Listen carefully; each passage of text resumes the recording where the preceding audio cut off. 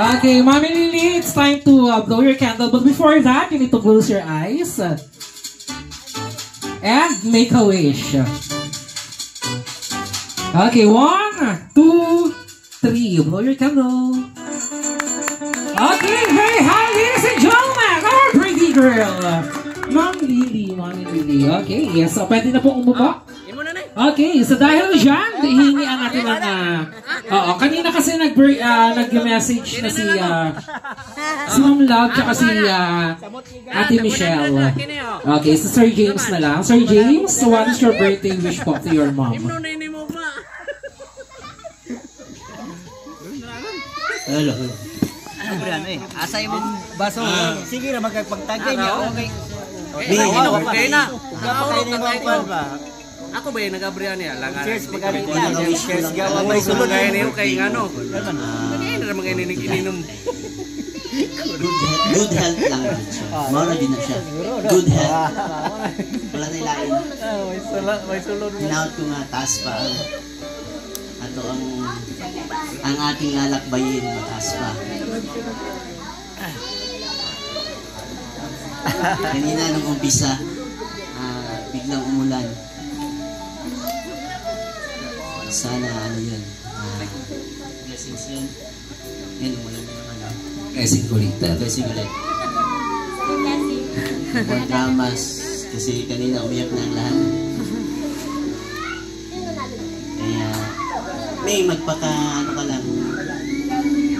Palusog lang. Healthy living. Yun lang naman yung gagawin mo eh. Alagaan mo yung sarili mo.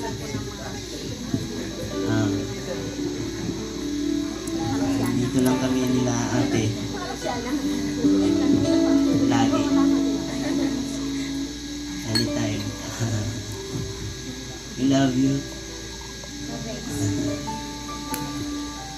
Kaya, palakpakan naman natin sa Sir James. Yung pamilya nila, kapag may hawak ng mic, ayaw nung bitawan. Buset daw.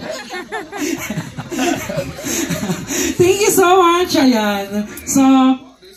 So this time, Mommy Lily, the floor is yours. To say thank you to your family, your friends, your relatives na talagang naglaan ng oras, panahon, at presensya para sa inyo kasi ganyan kanila kamahal. Wait lang po. 1 minute lang po. Joke lang. Binigyan ng time. Para sa inyong tanan, no? Sa inyong pagpunta dire, wala akong alam, ha? Pero ngayon nalaman ko na. So, bisan kahit ganun, malaki din ang pagpasalamat ko sa inyo kasi alam nyo ba, no? Gift pala ni Lord yung buhay ko ngayon.